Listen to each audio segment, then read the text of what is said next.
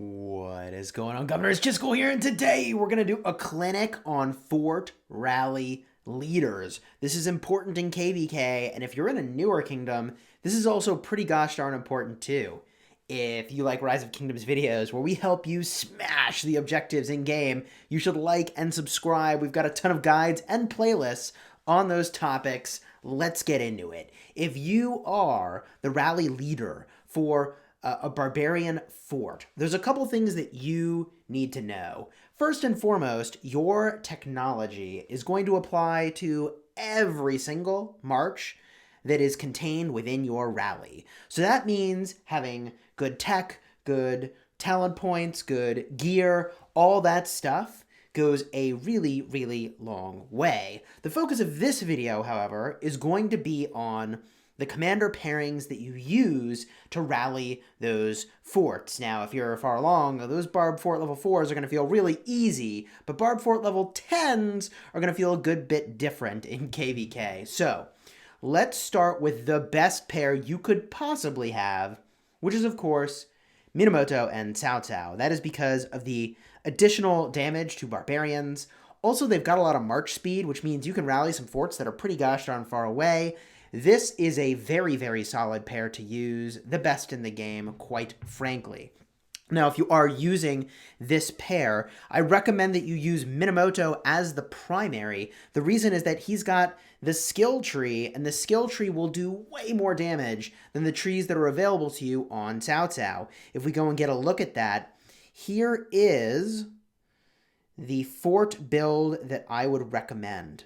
This is the fort build I would recommend. You'll notice we don't have points in the cavalry tree. We go to thoroughbreds in order to get the march speed. Again, you're going to be going long distances potentially, and if you are, that march speed really does matter for your time efficiency. Time is money, and that saying applies here in Rise of Kingdoms. Time is resources. So you want the march speed, which is why also we put 1 point over here. The faster you get to the target and back to your city, the faster you can launch another rally.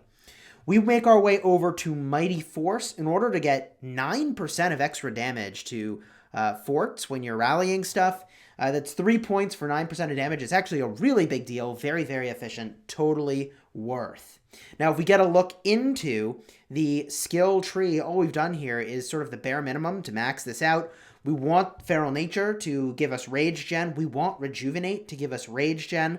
And we like everything else that's along the way. Now, if you were making your way toward this build in the early game, you would start with Insight and Quick Study. You'd then make your way over to Rejuvenate. And from there, it's sort of a toss-up if you go first for Feral Nature or if you try to make your way to Mighty Force and Killer Instinct, which are off to the side. Here is a build I've used in the past for battling barbarians. The thing that I really like here is this is going to give you Trophy Hunter. So if you wanted a more all-around build rather than a fort-specific build, this would be a pretty good place to look.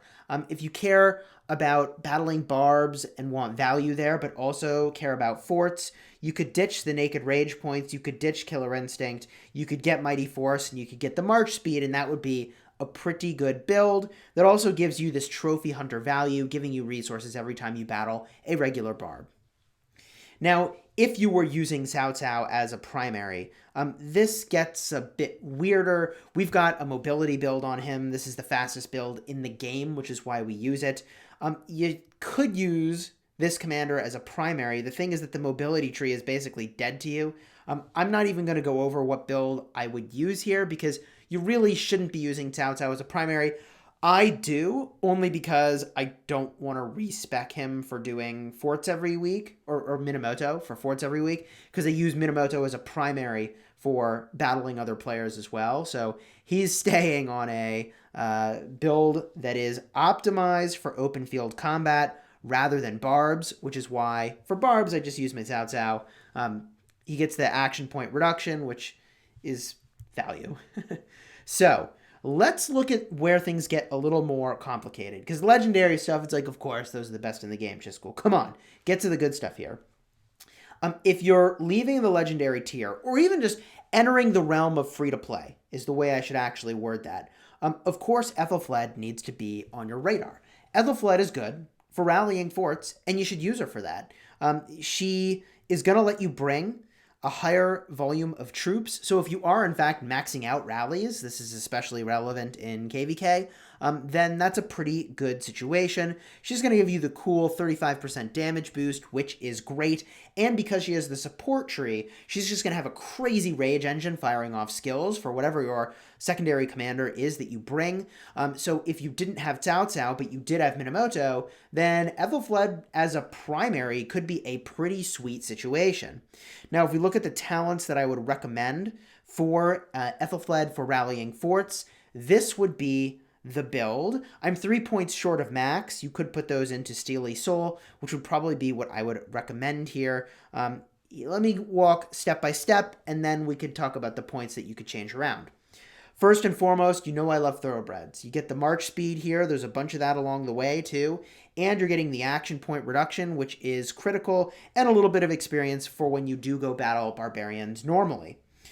Here you're getting Mighty Force for that 9% damage boost when you're launching rallies, which is a really, really big deal. It's a really, really big deal.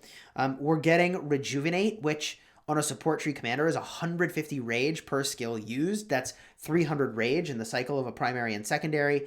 And because you're firing off skills so gosh darn frequently, I really like Strategic Prowess offering you 20% defense for 2 seconds after an active skill is used. Well, you've got two commanders using active skills, so it's 4 seconds of 20% elevated defense, which, by the way, you're firing off skills every 6 to 7 seconds with Aethelflaed as a primary.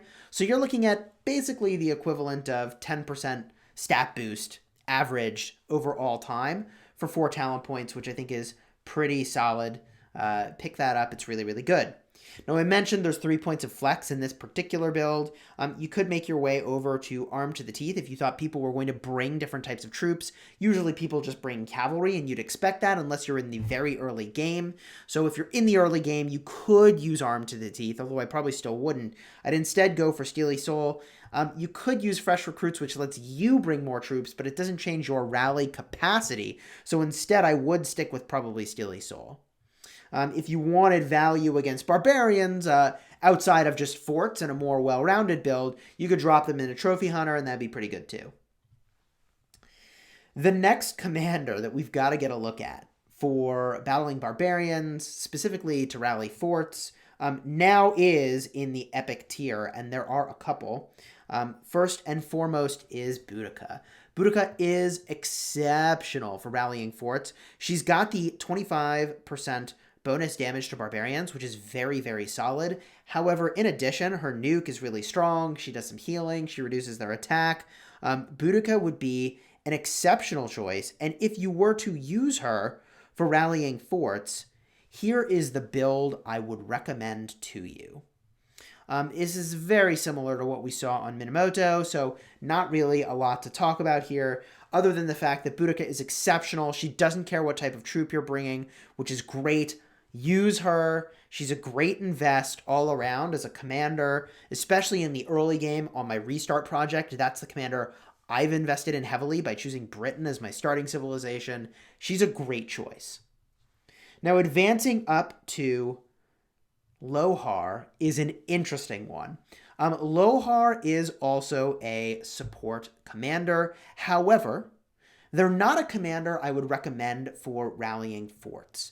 I mean, I guess I would recommend them over like any other like random expertise epic. Maybe. Just maybe.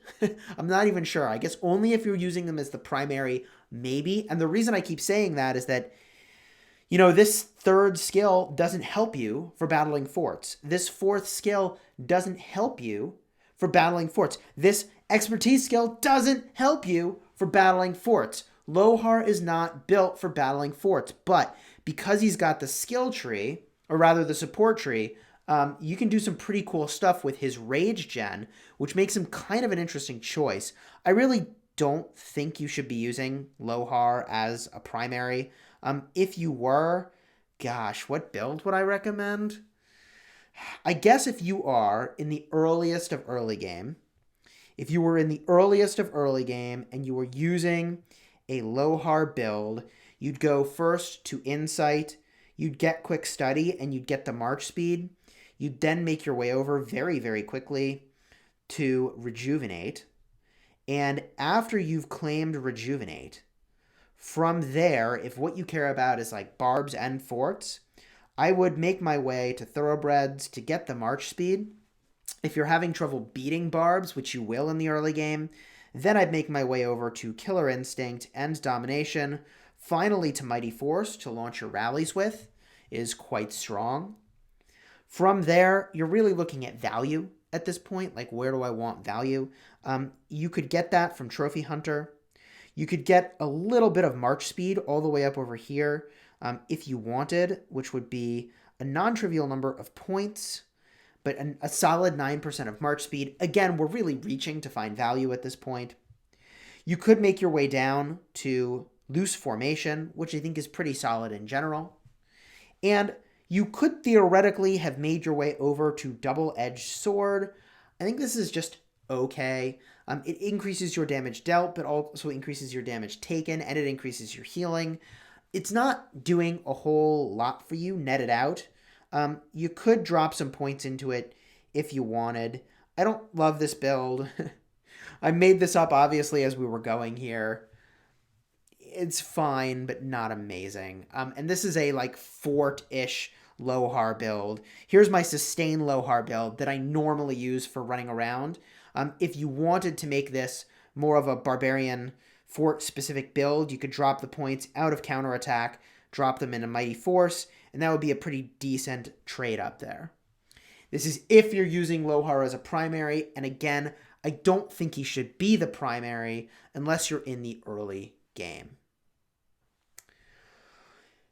That's also in part because Lohar will be my last pick as a peacekeeper to use. Continuing on, there's one final peacekeeper that we do need to talk about, and that is Belisarius. And I am all about these peacekeepers for the extra damage that they do to barbarians. 35% extra damage is actually very solid. The debuffs from Belisarius's first skill are in fact really, really solid. The problem you're going to have with this commander as a primary for a rally is that they've got the mobility tree and the cavalry tree and the peacekeeping tree.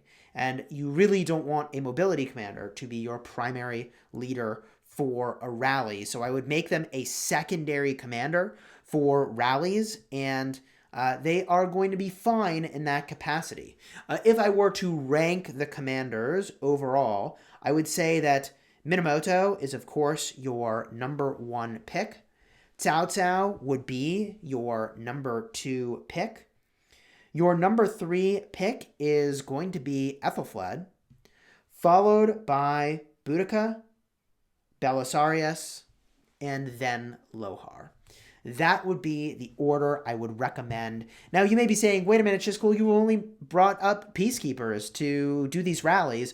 What about leadership commanders? And I would say no. Leadership commanders, although they have rally points at the top of the talent tree, this is really not designed for rallying forts. That's not where you're getting big value. Peacekeeping is where that big value lives. Plus, like, point for point, you just get more value against barbarians in that peacekeeping tree. It's just the way to go.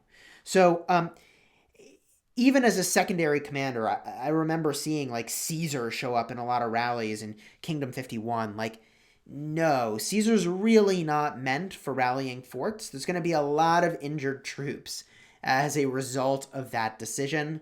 Don't do that. Would not recommend it.